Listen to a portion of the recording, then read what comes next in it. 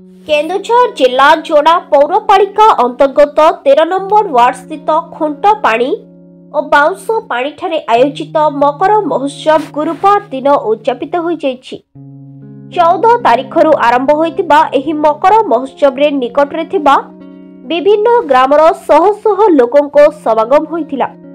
विशेषकर महिला मानक पाई विभिन्न क्रीड़ा प्रतियोगितार आयोजन कर जाइतिला।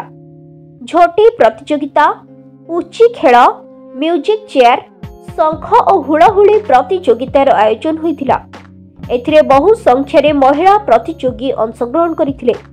उद्यापनी दिवस रे मुख्य अतिथि भावे जोड़ा पौर अध्यक्ष डॉक्टर जगदीश प्रसाद साहू, सम्मानित अतिथि भावे जोड़ा टाटा स्टील मुख्य राजेश कुमार जोग देथिले।